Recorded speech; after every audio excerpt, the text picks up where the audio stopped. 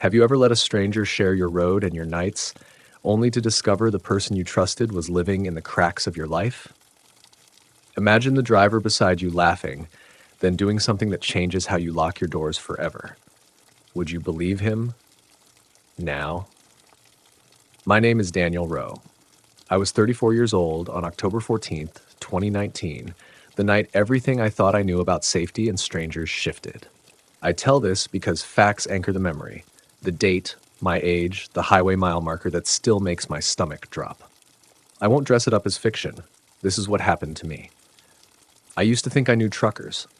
Growing up in Ohio, I knew their rhythms: CB radio chatter, the clack of a highway engine, the way rigs would roll through at 2 in the morning. My father had been a mechanic who worked on semis. He'd talk about drivers like they were a breed: solitary, practical, sometimes rough around the edges, but mostly predictable. That belief lasted until that autumn night on I-80 near Plainview, Nebraska. A week before the incident, I had taken a short assignment hauling a friend's antique furniture across the Midwest in my beat-up Toyota. It was supposed to be an easy run. No heavy loads, no overnight stays, just a straight 2-day drive to a buyer in Lincoln. I wanted the cash, and the idea of a simple trip appealed to the part of me that liked small, tidy problems. The plan was to leave at dusk, avoid the worst of the interstate traffic, and get to a motel around midnight. Characters in this story include more than just me and the trucker. There was Marla, the diner waitress in Toledo who insisted I try the pumpkin pie and warned me about a stretch of highway with bad lights. There was Officer Ben Ortiz, who later did paperwork and had a quiet way about him that suggested he'd seen worse but still believed in doing the right thing. There was also the buyer, a man named Samuel Pike, who met me in daylight and whose shaking hands gave away a different kind of fear. He had an old house with unexplained drafts and stories, but that's a different telling. The trucker I remember first as a silhouette: tall, broad-shouldered, the kind of man who carried his age in creases around his eyes. His name, as I learned later, was Roy Ballard. He had the kind of truck that looked like it had traveled the country twice over: faded paint, a nickname painted on the door in flaking letters, a CB antenna bent like an old soldier's back. On the surface, he seemed ordinary. He waved when I tried to pass him on a 2-lane stretch where construction had narrowed the road. We exchanged the small nods drivers do, like an unspoken agreement to keep each other safe. Back then, that was how I measured threat, by obvious signs. A trucker tailgating wasn't automatically a predator. Sometimes it meant a driver was impatient or tired. I had no reason to suspect anything else that first night. Why did this happen? In a practical sense, it happened because late-night highways are where people risk more: fatigue, bad cell reception, choices made under dim light. In a less practical sense, it happened because of a series of small, human misjudgments. I accepted a ride that could have been refused. I ignored a niggling sense of unease. I didn't call someone when my phone blinked with static. The where was the black ribbon of highway between exit 212 and 215. The when was the stretch of time between 11:30 p.m. and 1:15 a.m., and the how had more to do with gradual escalation than a single violent burst. Before the main event, there were signs I missed. Roy kept pace too closely as I climbed a long grade. He flashed his headlights once, then twice, an old trick drivers used to say, "Move over" or "Watch yourself." I interpreted it as impatience and pulled off at the next rest area to let him by. At the rest stop, he was already there, engine idling, cigarette smoke ghosting the cab window. He smiled at me like we were old acquaintances. "Long night?" he asked, voice gravelly. He introduced himself, Roy, then asked about my route, where I was headed. It felt harmless. People talk on the road. We traded stories about fog and narrow lanes. He offered water. I took it because I trusted the normalcy of the small talk.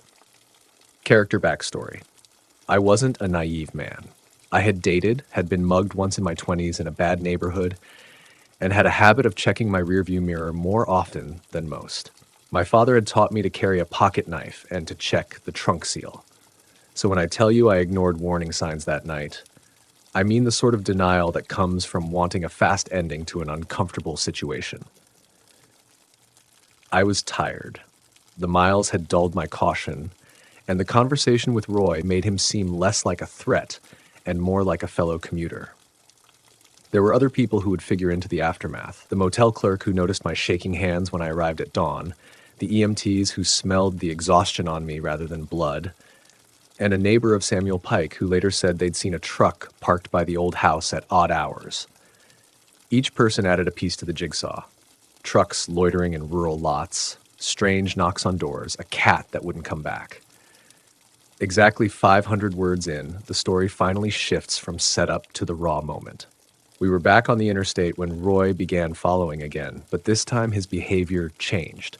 He tapped his horn. Not a warning, but a rapid, insistent patter that felt like someone knocking on a door late at night. I moved to the right lane, then to the shoulder when construction forced a slowdown. He didn't pass. He matched every move I made. Headlights pressed hard against my mirrors like a second sun. That's when he flashed a sign I didn't understand. He slowed behind me, pulled alongside, and rolled down his window. "Hey!" he shouted over the wind. "You got something in your trunk?" My heart clipped. I glanced at the highway, at the dark shapes of trees, at the mile markers slipping past. I said I didn't, but his voice grew closer, more insistent. He started making gestures, small, then broader, pointing at my back seat, then the glove compartment. It felt performative, like a show to unsettle me. I accelerated. So did he. When a semi-sized man decides to cross the line from talk to action, it isn't instant. It is a stacking of moves that collapse into a single terrifying choice. Roy executed a maneuver that should have been impossible in dry light. He sideswiped my rear bumper, a loud metallic clang that sent my car skittering. My breath left me in a ragged gasp. He didn't stop for the collision. Instead, he pulled ahead and braked hard, forcing me to come to a halt in the breakdown lane as if to say, "Follow me." Or else. I followed. I know now it was the wrong call. At the time, it felt like the only chance to understand what had begun. He led me off at a poorly lit exit and into a gravel lot by an abandoned warehouse where the hum of the interstate was a distant memory. The cab engine died. For a moment, nothing moved but the mosquitoes around the lights. Roy killed his headlights, and in the pitch dark, his silhouette was a human blackness. He walked up to my window as if he owned the night. "You ever heard of the lost cargo?" he asked softly. I didn't answer. What happened in those next minutes is what I replay in my sleep. The trucker smiling like a neighbor, the sudden metal clang, the way a man can become a thing when the light goes out. How I got away. An argument about a phone call that wasn't.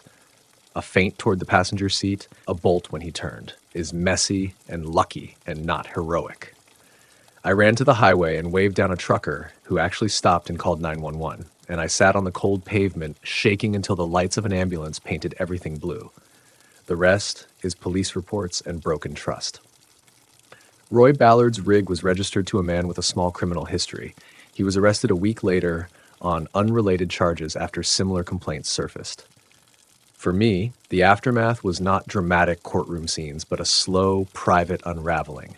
I started sleeping with the light on. I checked the locks twice, and sometimes in a grocery store parking lot, I would catch a glimpse of a big silhouette and my legs would remember the gravel.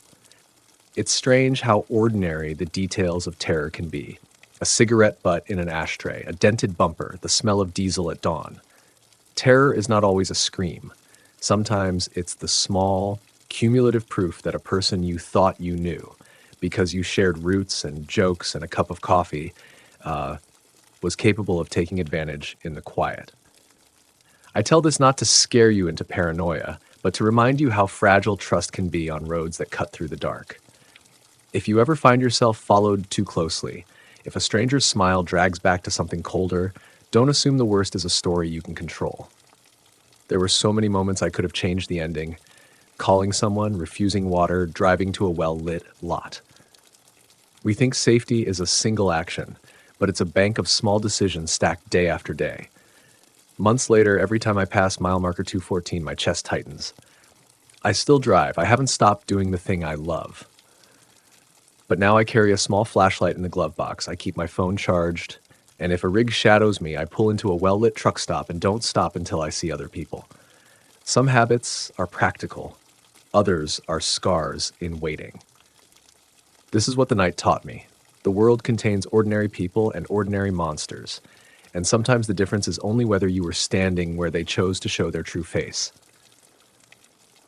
I survived because of luck and a stranger who stopped when it mattered. I tell this so you can prepare the parts of yourself that can be prepared. This story is over. Get ready for the next one. Have you ever felt that a stranger's smile could hide a machine's hunger? Imagine accepting a ride because you were tired and realizing the driver only picked people like you to feed something older than the road. Would you have left when the warning signs first appeared on Highway 9? My name is Daniel Shaw. I'm 34, and the night I'm about to tell you happened on October 12th, 2019. I tell it exactly how I remember. Not neat, not cinematic, just the ragged pieces that wake me up sometimes at 3 in the morning. This is a true story. It changed the way I think about long stretches of blacktop and friendly beards behind steering wheels. I worked odd jobs then, warehouse nights, a second shift at a distribution center outside of Garrison, Ohio. I liked the solitude of nights on the interstate when the world had fewer headlights and more thinking room. That lull had a way of softening people, making strangers fold into brief, honest conversations. You'd be surprised how quickly lives get small on the road. A coffee, a song on the radio, a story swapped over chipped Formica at the Red Hollow truck stop. Characters matter in these tales. There was my friend Eli Novak, tall, twitchy, with a laugh that sounded like static. Lena Whitcomb, who owned the motel off Route 78, always kept a pot of something warm on the stove and a ceramic mug with a chip on the rim that she insisted made her coffee taste better. Then there was Roy Dalton, the trucker who, by the time the story was done, would be a name I couldn't stop seeing in my sleep. Roy's rig was the kind you notice, a faded blue cab that smelled like old leather and cigarettes, chrome so bright it seemed to stare back. He had that easy, practiced grin most truckers learn to wear on long hauls, the kind that makes you trust a man with a CB and a map. He spoke slow, the way people do when they've had too much road and not enough company. He introduced himself with the kind of small talk that slides under your skin, where you're from, what you do, who you miss.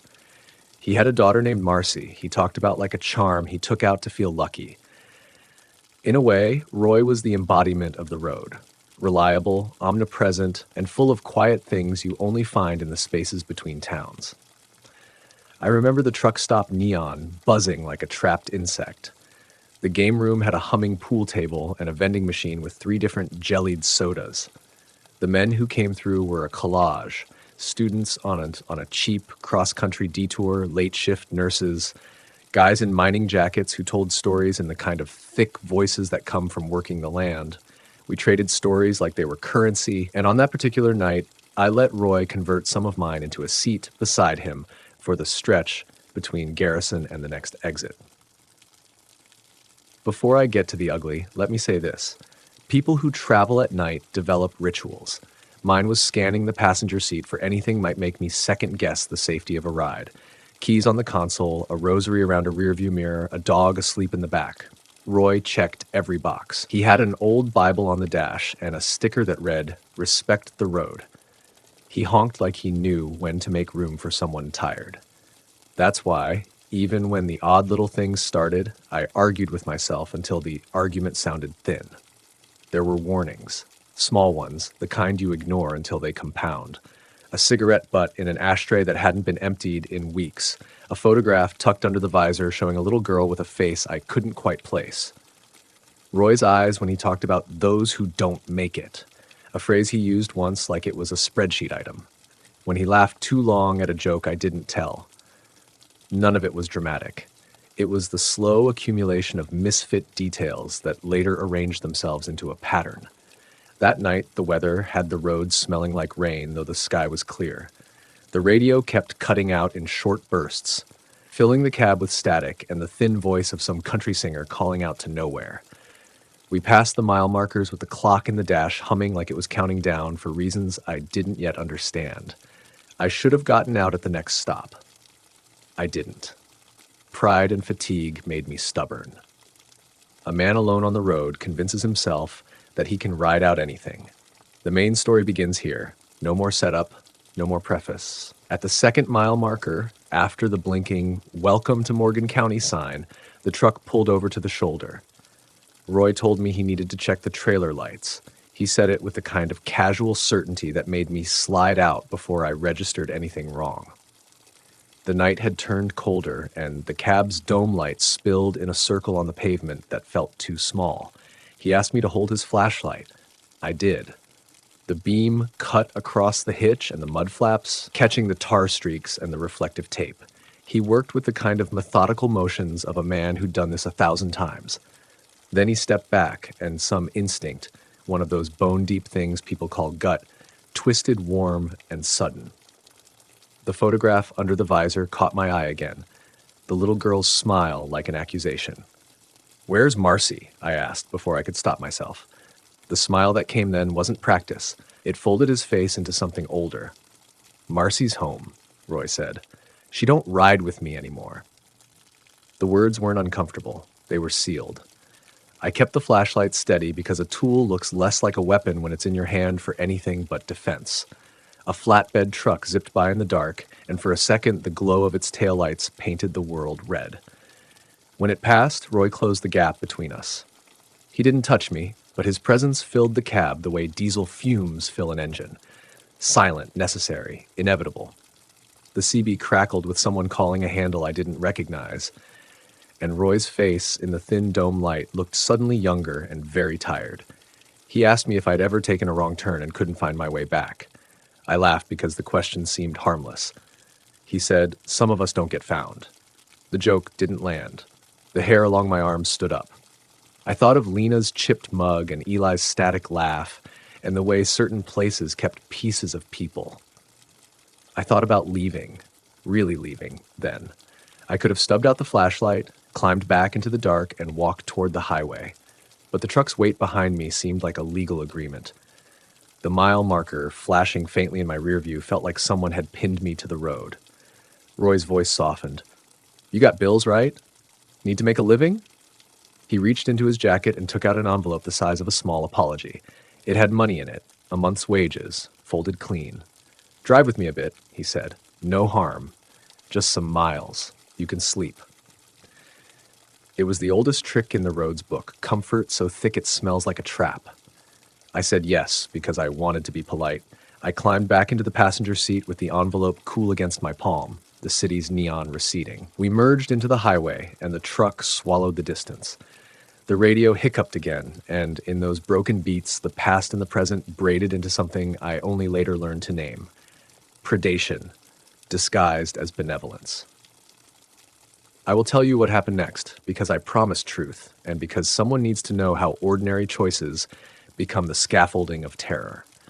I will tell you about the small concessions and the irreversible ones.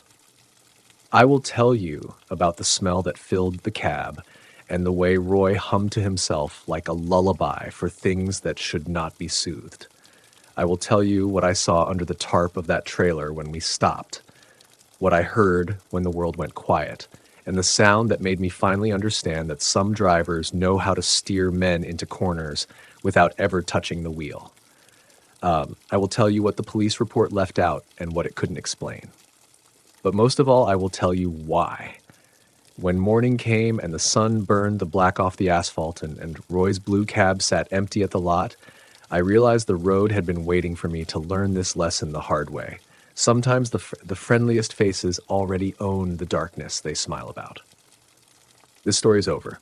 Get ready for the next one. Have you ever climbed into a stranger's cab because he smiled and said, "Long haul, friend, I'll get you home safe," and then realized too late that the road you trusted was steering you into a nightmare? That question is what woke me up at 3 a.m. for months afterward. My name is Jonah Blake. I was 36 years old, and the night this happened was September 18th, 2019. I still remember the exact date like a scar I can trace with my tongue. I live in a small Ohio town called Ashford, and I'd been away for 2 weeks on a contracting job in Colorado. I was tired, I was impatient, and I was a man who thought he could judge risk with the inches of experience that come from years on the road. I was wrong.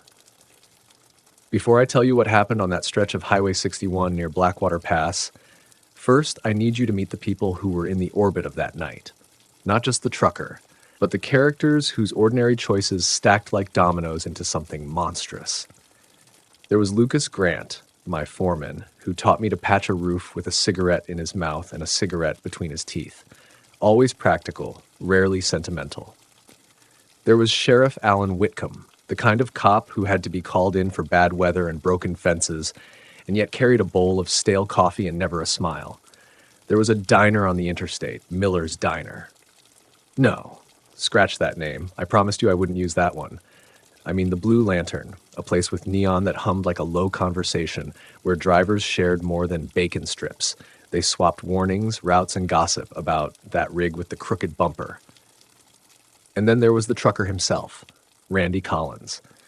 He didn't have a criminal record I could Google. He had the kind of face that makes you assume he's been kind to old ladies and fixed flat tires for strangers without asking for anything back. He had a rig with a faded logo on the door and a CB radio that squealed sometimes like a dying seagull. He had that slow, easy drawl and an offer in his voice that sounded like an anchor thrown at the right moment. Trustworthy and heavy, and I thought at the time, reliable. The plot. Because life, sadly, has a plot when you look back. Was a simple one. I'd missed my last flight home after a canceled job site and a missed connection. I had $20 on me, a duffel bag with dirty work shirts, and a phone that had swallowed the last of its battery after I tried to map my way from a diner. My truck was 50 miles south, broken down. Luck, or a string of bad choices, left me at the Blue Lantern with a thumb and a prayer. You need to understand how the road blurs a person. I could have called my sister Melinda, who would have driven through a tornado to get me. I could have booked a motel with the last of my cash, or waited for daylight. Instead, I reasoned like a man who's been taught to value time over everything. 1 lift, 2 hours saved, home by dawn. In retrospect, I see the arrogance in the sentence. In the moment, it felt like grit. Character matters in stories because choices reflect them. Lucas, who taught me to patch roofs, would have told me to sleep it out and call the boss. Melinda would have insisted on a photo of the trucker's license. Sheriff Whitcomb would have jotted down a plate number and belittled my desire to be brave. But the road has its own gravity. Men on the highway carry a certain code. Grit, a handshake, a nod. Randy's handshake felt like a man who'd thumbed his nose at winter more than once. He said, "Jump in, Jonah. I'm headed east. I'll drop you at the Shell near Ashford. No trouble." I scanned his rig, I looked at his smile, I listened to the radio chatter, strings of the familiar, and the decision threaded itself through me like common sense. There were other small details that gathered like weather. Randy's rig smelled faintly of peppermint and diesel. His CB had a sticker that read, "Honor the road." He had photos on the dash, a little girl with braces, a woman with a picnic hat, a family, or the memory of one. He volunteered that his wife had left 2 years before, that long haul was lonely, that the job was everything. These are the textures that make a man believable, the pockets we trust. Still, even a believable pattern can hide a dangerous hole. The first 500 words are always tricky when you're a storyteller. You want to build the picture, the town names, the weather, a sky so low it presses on the hood of the car, and the human shapes that fill it. I wanted you to see Ashford at night, to hear the radio stations that keep the miles honest, to feel the tug I felt toward home. I wanted you to meet Randy Collins properly, to see him not as a demon in a cab, but as someone who had to be trusted before he could be feared. Because fear, my friend, tastes a lot like regret when you remember how small choices are made. We cross into the main story with a simple image, the cab light flipping off, the interstate swallowing us like dark water, and the radio dropping into the low static that means we've left the world for a while. Randy shifted lanes like a man who knows how to move a heavy thing through tight spaces. He hummed a country song under his breath. I pulled my jacket tighter. The highway at that hour was a ribbon of eyes. One pair in headlights, one pair in taillights. For the first 20 miles, we traded nothing more than the weather and the names of small towns. Then the exit lights went thin and the road narrowed. He took a back route he said saved 15 minutes. The highway chewed up the miles and spat us onto a 2-lane that squeezed between fields of corn taller than my truck. The moon was a coin slipped behind clouds. Randy's smile had shifted from easy to something close-mouthed. He kept glancing at the rearview mirror, and once I noticed, he dialed a number and spoke in a tone I hadn't heard before. Businesslike. Urgent. I asked if he was okay. He shrugged and said, "Just checking the load, man." The cab tightened around me like a room where you can't open the windows. At a rundown way station a half hour later, the truck stalled. Engines coughed, and the cab went quiet. Randy cursed softly and climbed down with a flashlight. I followed. The sky was wet, and the air smelled of crushed leaves. He popped the hood, he checked the battery, and then he did something I'll never forget. He locked the cab from the outside and said, "Don't move." That's the sentence that later repeats in my head like a broken record. When he walked away, it was toward a dark stand of trees, and the flashlight beam bounced over a shadow that looked like a person hunched low. Randy didn't come back. The light blinked once, twice, and the cab grew colder. I climbed in to warm my hands on the steering wheel, and that's when I noticed the glove box. It was full of folded maps, and underneath them, a stack of folded letters bound with a rubber band. Love letters, maybe. Bills, maybe. I pulled one out. It had a name in the corner. For Lucy. My hands shook, and for a second I felt something like pity. Then the key turned in the ignition, and the vehicle that should have been my escape was the trap. I'll not make this longer than it needs to be. There was shouting. There were lights from another car that had stopped. There was the sound of someone running off into the corn, and then boots. Heavy, urgent, returning. Randy's silhouette loomed back, and two men I hadn't seen before climbed into his rig with him. They had voices that slipped between friendly and flat, and when I asked what was happening, they laughed like men with the last laugh already planned. What happened in those next minutes is what changes a life. I had thought of myself as a man who could get out of tight places. I had never been in a place where openings closed before my eyes. I tried to open the door and found the locks had been set, not by Randy, but by the two men. One of them spoke about money, about debts, about a load gone crooked. The other watched me and said, "You got anything on you, boy?" And I realized with a clarity like a bell that they were not taking me to the Shell near Ashford. The rest of the night is a stitch of long moments. I will give you the rough edges because this is the truth. They drove me further inland, to a clearing where a pickup waited, where a face I recognized from a route board in Nebraska nodded like someone reading from a list. I was pushed out of the cab, told to walk, told to remember names, told to ignore the threat. Someone left a card on the dash with a phone number and the words, "If you talk, your family will know." They left as dawn bled into the corn, and a county road took me home in a borrowed car hours later, my thumbs ghosting the phone like they'd learned a new tremor.